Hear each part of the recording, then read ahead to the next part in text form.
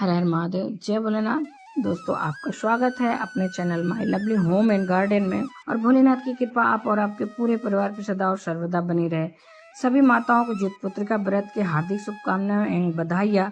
तो दोस्तों, हाथों में फूल और अक्षत ले लीजिएगा, थोड़ा सा अक्षत जरूर ले लीजिएगा और कथा को प्रारंभ करते हैं। आज ज्योतिपुत्रिका व्रत की कथा वो भी सुन सकती हैं जिन्होंने व्रत किया है, और जिन्होंने व्रत नहीं किया है वो भी इस कथा को सुन सकती हैं। और ऐसी मान्यता है कि कथा सुनना बहुत शुभ होता है। किसी भी व्रत की कथा बिना व्रत अधूरा रहता है। कथा को सुने और भगवान भोलेनाथ और ज्योतिवाहन भगवान की कृपा आप सभी पर बनी रहेगी। ज्योतिपुत्रिका व्रत की कथा सुनने से संतान दीर्घायु और निरोग होते हैं।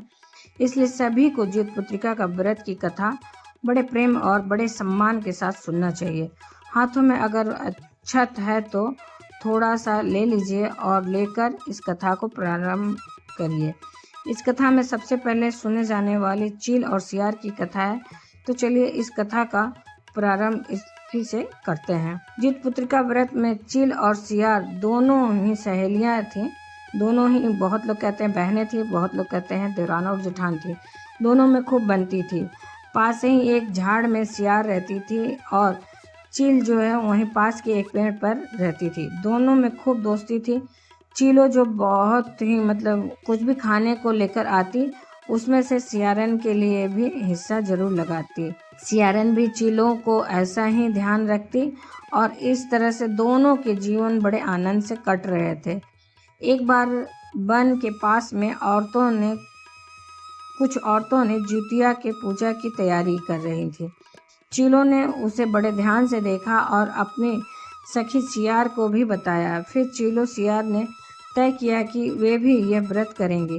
सियार और चीलों ने जितिया का व्रत रखा। बड़ी निष्ठा और लगन के साथ दोनों ने दिन भर भूखे प्यासे मंगल कामना करते हुए व्रत रह गए।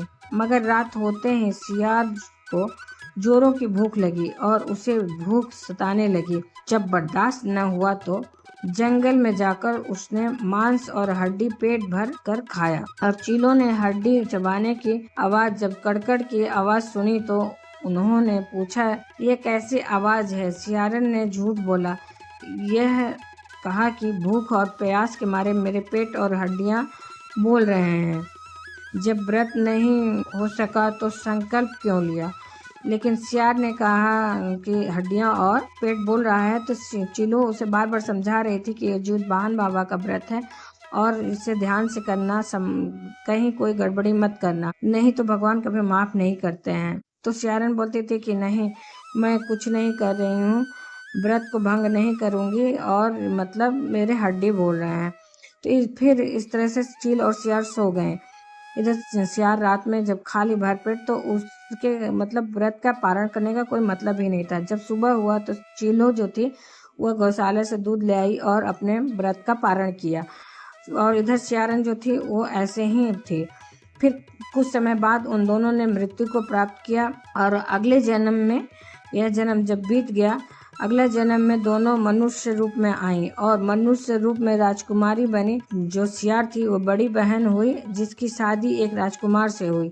और चीलो थी वह, उसकी शादी राज्य के मंत्री पुत्र से हुई। बाद में दोनों राजा और मंत्री बने। सियारिन रानी के जो भी बच्चे होते थे वो मर जाते थे, जबकि चीलो के बच्चे स्वस्थ और हृष्ट पुष्ट थे, हट्टे कट्टे थे। इससे उसे जलन होती थी। उसके सभी संतान मर जाते थे, इसलिए वह जलने लगी और उसने उनका सिर कटवा कर डब्बे में बंद करा दिया सियारन के बच्चे को, और शीश उसको कटवा कर वह भेंट स्वरूप भेज दी। शीश वह मिठाई बन जाती थी और बच्चों का बाल भी बांका नहीं हो पाता था। बार बार उसने कई तरह से प्रयास किए सियारन ने चील के बच्चे को मारने के लिए, जो मंत्री के बच्चे थे। बहन के बच्चों को और उसके पति को मारने का वो प्रयास किया पर सफल नहीं हुई। आखिरकार दैव योग से उसे अपने भूल का आभास हो गया। उसने अपनी बहन से क्षमा मांगी और बहन के बताने पर ज्योतिपुत्रिका व्रत को विधि विधान से करने का संकल्प लिया। उसके पुत्र भी, उसने कहा कि संकल्प लो कि मतलब उसके भी पुत्र होंगे और स्वस्थ रहेंगे, जीवित रहेंगे, तो वह यह व्रत अगले वर्ष जरूर करेगी। तो ये तो रही दोस्तों, इसी प्रकार से हुआ। ज्योतिवाहन भगवान के प्रभाव से उसके भी, सियारन के भी बच्चे हुए और वह जिंदा थे।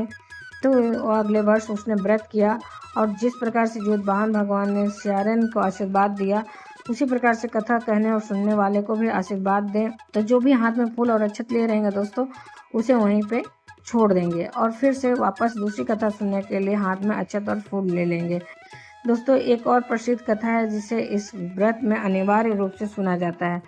गंधर्व के राजकुमार का नाम ज्योतिवाहन था। वे बड़े उदार और परोपकारी थे। ज्योतिवाहन के पिता ने वृद्धा अवस्था में वानप्रस्थ आश्रम में जाते समय इनको राज सिंहासन पर बैठाया, किंतु इनका मन राजपाट में नहीं लगता था। वह राज्य का भार अपने भाइयों पर छोड़कर स्वयं वन में पिता की सेवा करने चले गए।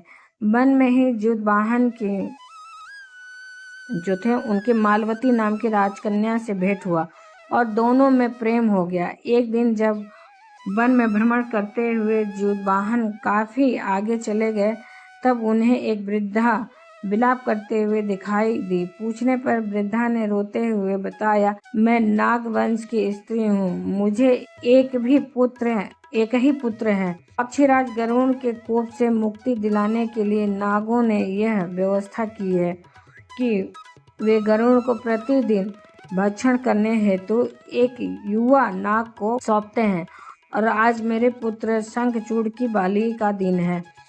आज मेरे पुत्र के जीवन का अंतिम दिन है और संकट है और थोड़ी देर बाद ही मैं पुत्र विहीन हो जाऊंगी।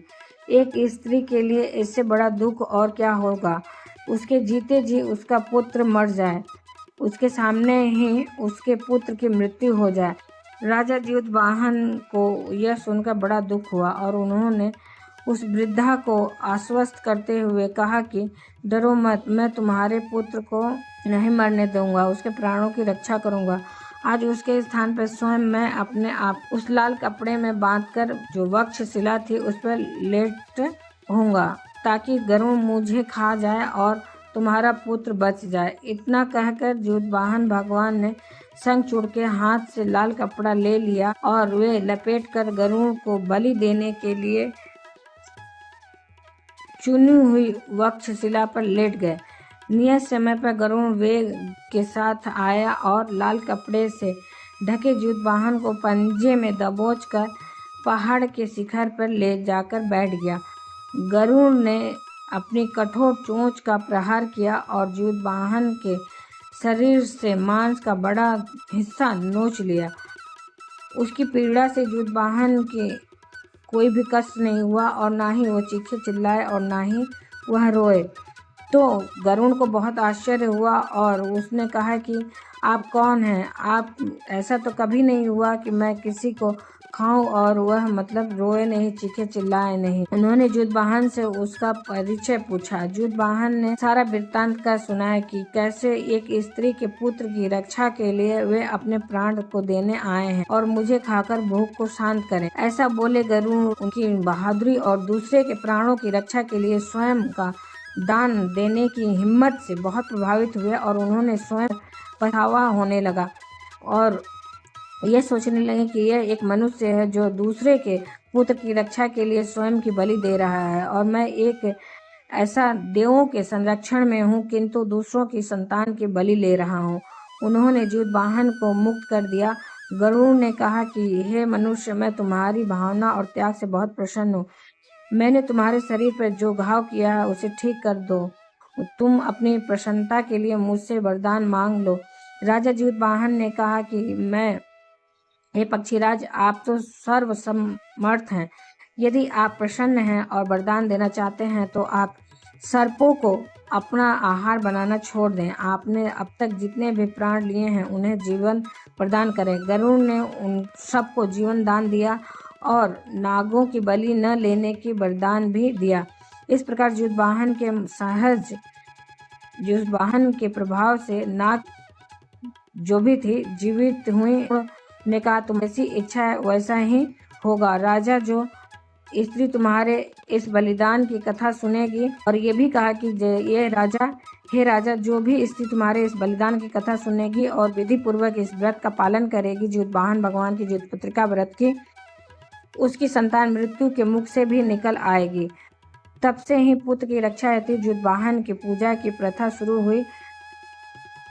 यह कथा कैलाश पर्वत पर भगवान शंकर ने माता पार्वती को सुनाई थी। ज्योतिपुत्रिका के दिन भगवान श्री गणेश, माता पार्वती और शिव जी की पूजा और ध्यान के बाद ऊपर बताई गई कथा को आपको अवश्य सुनना चाहिए।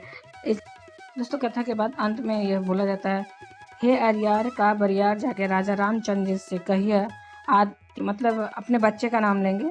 जैसे मैं बोलूँगी, सुयस के मम्मी भूखल बाड़ी, जुतिया मारी के अय्या मरा जनी जइए, मारी के अय्या मरा जनी जइए, और घर चली अय्या। तो ये है जिसे अंतिम में बोला जाता है, और ज़रूर से आप बोलिएगा। फिर से एक बार मैं कहती हूँ, इसे ध्यान से सुनिएगा। हे अरियार का बरियार जाके राजा रामचंद्र जी से कहिए, सुयस के मम्मी भूखल बाड़ीन, जुतिया मारी के अय्या मरा जनी जइए, मारी के अय्या मरा जनी जइए, तो घर चली अय्या। इसे फिर अंतिम में बोल के अरियार बरियार से ज्योतिवाहन भगवान से प्रार्थना करते हैं। दोस्तों, एक और बात, जैसे कि गांठ बांधने वाली बात होती है, जितने बच्चे रहते हैं उतने बच्चों के नाम से बांधा जाता है, ज्योतिवाहन भगवान के नाम से बांधा जाता है, और साथ में अगर सास नहीं है तो पति के नाम से भी गांठ लगाया जाता है। इस बात का आप ध्यान रखिएगा। और जिनके बच्चे जैसे दूर हैं, वो जुतिया का क्या करें, तो जुतिया या तो अगर आपके पति पहन रहे हैं तो उन्हें पहना दीजिएगा, और दोनों को भगवान बना के रखें, पुत्र और पति आपके लिए दोनों ही महत्वपूर्ण है, ऐसी प्रार्थना करिएगा। और अगर पति नहीं पहन रहे हैं बच्चे वाला जूतिया, तो आप खुद भी अपने गले में धारण कुछ समय के लिए कर सकती हैं। फिर तो वैसे भी जूतिया को सुरक्षित रख दिया जाता है कि कहीं गिर न जाए। तो उम्मीद करती हूँ दोस्तों, यह जानकारी आपको अच्छी और उपयोगी लगी होगी। अगर अच्छी और उपयोगी लगी तो एक छोटा सा लाइक अवश्य करिएगा। आपके लाइक और कमेंट्स हमारे लिए महत्वपूर्ण होते हैं, उसी से पता चलता है कि वीडियो आपको उपयोगी लगते हैं। अगर वीडियो आपके लिए उपयोगी है तो अपने फ्रेंड्स और फैमिली में शेयर भी कर दीजिए, किसी की मदद करिए। और पहली बार चैनल पर आए हैं तो मेरे चैनल को सब्सक्राइब करिए, बेल नोटिफिकेशन अवश्य दबाइए, जिससे कि आने वाली वीडियो आपको समय से प्राप्त हो सके। कोई भी प्रश्न या सुझाव हो तो कमेंट बॉक्स में लिख सकते हैं दोस्तों। फिर मिलते हैं नए जानकारी के साथ नए वीडियो में, तब तक के लिए हर हर महादेव, जय भोलेनाथ, धन्यवाद दोस्तों।